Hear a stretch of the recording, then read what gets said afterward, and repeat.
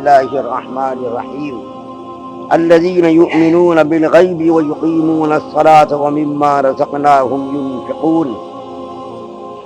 آپ کے سامنے متقین لوگوں کی جو صفات قرآن کے اندر بیان کی گئی ہے، ان میں سے پہلی صفت سورہ بقرہ کی 3 آیت میں یہ بیان کی گئی ہے کہ وہ ایمان لاتے غیب کی چیزوں پر۔ میں نے جمعرات کے دن آپ سے وعدہ کیا تھا کہ ایمان کے تعلق سے 2 احادیث بڑی ہی دلچسپ اور ایمان افروز بیان کروں گا، تو ان میں سے پہلی حدیث آپ کے سامنے میں بیان کر رہا ہوں۔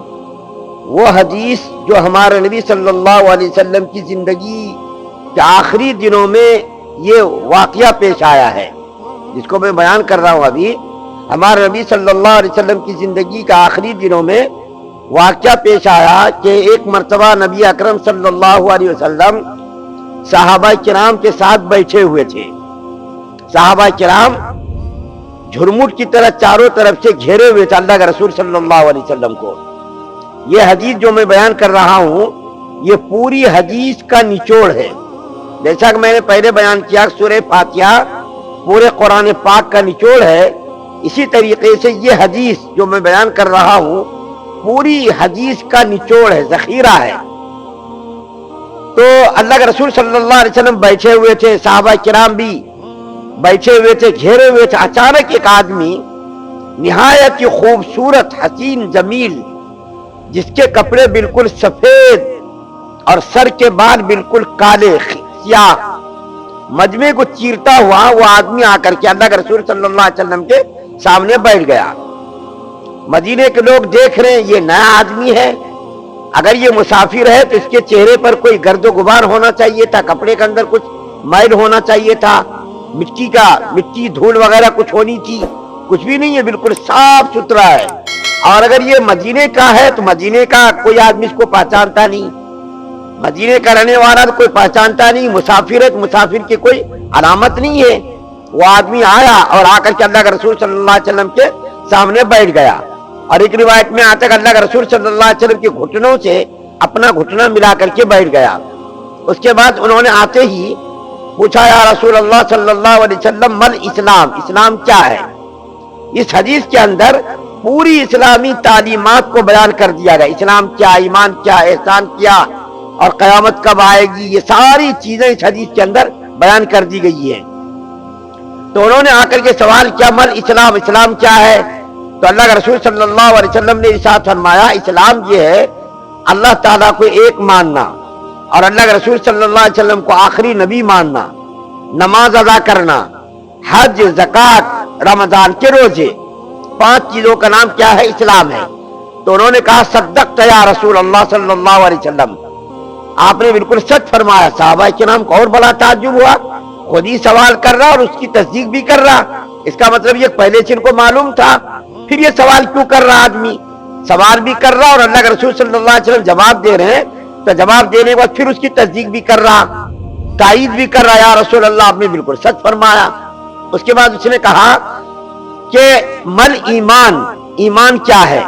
تو اللہ کے رسول صلی اللہ علیہ وسلم نے ارشاد فرمایا اللہ کی ذات کو ایک ماننا، اللہ کو ماننا، فرشتوں کو ماننا، آسمانی کتابوں کو ماننا، جنت کو ماننا، دوزخ کو ماننا، تقدیر کو ماننا، آخرت کے دن اٹھائے جانے کو ماننا کہ ہم یہاں سے مرنے کے بعد پھر قیامت کے دن اٹھائے جائیں گے۔ ان تمام چیزوں کا اللہ کے رسول صلی اللہ علیہ وسلم نے بیان فرمایا۔ ایمان یہ ہے کہ اللہ کو ایک ماننا، رسول کو ماننا، جتنے انبیاء کرام آئے ان کو نبی ماننا، جتنی آسمانی کتابیں نازل ہوئی ان کو خدا کی برحق کتابیں ماننا، اور اس کے بعد جو ہے فرشتوں کو ماننا، جنت کو ماننا، دوزخ کو ماننا، قیامت کے دن قیامت کے دن جب اٹھائے جائیں گے لوگ اس کو بھی ماننا۔ یہ ساری چیزیں کیا ہے؟ ایمان ہے۔ اس کے بعد اس نے کہا صدقت یا رسول اللہ، آپ نے بالکل سچ فرمایا۔ صحابہ کرام کو پھر تعجب ہوا۔ اس کے بعد تیسرا انہوں نے سوال کیا من احسان، احسان کیا ہے؟ تو اللہ کے رسول صلی اللہ علیہ وسلم نے ارشاد فرمایا احسان یہ ہے اس طریقے سے تم عبادت کرو، اس طریقے سے تم عبادت کرو گویا کہ تم خدا کو دیکھ رہے ہو۔ یہ اعلیٰ مقام ہے، عبادت کا یہ اعلیٰ مقام ہے اس طرح عبادت کرو یعنی خدا تمہارے سامنے، خدا کو تم دیکھ رہے ہو. اور اگر یہ مرتبہ یہ مقام حاصل نہ ہو تو ایسا سمجھو خدا تو تم کو دیکھ رہا، خدا تو تم کو دیکھ رہا. ایسا نہیں ہے کہ تم کرو اور خدا کو نہ معلوم، ایسا نہیں ہو سکتا. ایسی عبادت کرو خدا کو تم دیکھ رہے ہو. اگر یہ مقام حاصل نہ ہو تو ایسی عبادت کرو کہ گویا کہ تم کو خدا دیکھ رہا. تو اس نے کہا یا رسول اللہ بالکل آپ نے سچ فرمایا. صحابہ کرام کو تعجب ہوا. اس کے بعد انہوں نے سوال کیا کہ قیامت کب آئے گی؟ تو اللہ کے رسول صلی اللہ علیہ وسلم نے فرمایا قیامت کے بارے میں اللہ کے علاوہ کسی کو بھی معلوم نہیں، اللہ کے علاوہ کسی کو بھی معلوم نہیں قیامت کب آئے گی. اچھا اس کی کچھ نشانیاں بتا دیجئے. بڑے کو لمبی چوڑی حدیث ہے. تو انہوں نے کہا یا رسول اللہ کچھ نشانیاں ہی بتا دیجئے. اللہ کے رسول صلی اللہ علیہ وسلم نے نشانیاں بھی بیان فرمائی. اس کے بعد وہ آدمی یہ سوال اور جواب پا کر کے روانہ ہو گیا. اللہ کے رسول صلی اللہ علیہ وسلم نے ارشاد فرمایا تم لوگوں کو معلوم تھا یہ کون آدمی ہے؟ صحابہ کرام نے کہا یہ ہم لوگوں کو کچھ معلوم ہی نہیں، ہم لوگ تو سمجھ رہے مسافر ہے، مسافر کی کوئی علامت نہیں، بال بالکل کالے، کپڑے بالکل سفید، خوبصورت حسین چہرہ، ہم لوگوں کو معلوم ہی نہیں وہ آدمی کون ہے. تو اللہ کے رسول صلی اللہ علیہ وسلم نے فرمایا یہ حضرت جبریل علیہ السلام تھے، تم لوگوں کو دین کی تعلیم بتانے کے لیے آئے تھے. اسلام کس کو کہتے، ایمان کس کو کہتے، احسان کس کو کہتے، قیامت کے بارے میں تم لوگوں کو دینی تعلیم بتانے کے لیے آئے تھے. اور یہ سوال جواب کرنے سے آدمی کو دماغ میں بیٹھتا ہے، جس کو آج کل کی زبان میں انٹرویو کہتے. وہ انٹرویو لینے کے لیے آیا تھا اور خود ہی انٹرویو لے کر کے یہ بھی کہہ رہا ہے کہ آپ نے بالکل سچ فرمایا، سچ فرمایا. تو اسلامی تعلیمات سے تم لوگوں کو آگاہ کرنے کے لیے، باخبر کرنے کے لیے وہ آئے تھے حضرت جبریل علیہ السلام انسانوں کی شکل میں. ایک تو یہ حدیث ہو گئی. دوسری حدیث حضرت ابو ہریرہ، یہ جو میں نے ابھی حدیث بیان کی حضرت عمر بن خطاب سے روایت ہے. اور یہ حدیث جو میں دوسری بیان کر رہا ہوں یہ حضرت ابو ہریرہ رضی اللہ تعالیٰ عنہ سے روایت ہے. وہ کہتے ہیں کہ ایک مرتبہ اللہ کے رسول صلی اللہ علیہ وسلم ہم لوگوں کے درمیان تشریف فرما تھے. اچانک اٹھ کر کے آپ کہیں تشریف لے گئے. صحابہ کرام کو تشویش ہو گئی کہ اللہ کے رسول صلی اللہ علیہ وسلم کہاں تشریف لے گئے، ہم لوگوں کو تلاش کرنا چاہیے. کیونکہ مدینے کے اندر بہت سارے یہودی دشمن تھے اور ہمارے نبی صلی اللہ علیہ وسلم کو ہلاک کرنے کے نعوذ باللہ کئی بار کوشش کر چکے تھے. صحابہ کرام بڑے پریشان ہو گئے. حضرت ابو ہریرہ رضی اللہ تعالیٰ عنہ کہتے ہیں مجمع میں سے سب سے پہلے میں اٹھا حضور صلی اللہ علیہ وسلم کو تلاش کرنے کے لیے. اور میں تلاش کرتے کرتے انصاری جو ایک انصاری کا باغ تھا وہاں پہنچ گیا. قبیلے نجار کے ایک انصاری کا باغ تھا وہاں میں پہنچ گیا. پہنچ کر کے میں نے راستہ تلاش کیا چاروں طرف، کہیں راستہ مجھ کو نہیں ملا. ایک جگہ سے مجھ کو ایک نالی نظر آئی جو باہر کے کنویں سے اس کو نلکی لگا کر کے اس کو باغ کے اندر ڈال دیا تھا. تو میں لومڑی کی طرح سکڑ کر کے اس باغ کے اندر بالکل سکڑ کر کے بڑی مشکل سے، بڑی پریشانی سے میں باغ کے اندر داخل ہوا. تو اللہ کے رسول صلی اللہ علیہ وسلم وہاں تشریف فرما تھے. تو اللہ کے رسول صلی اللہ علیہ وسلم نے فرمایا ابو ہریرہ کیا بات ہے؟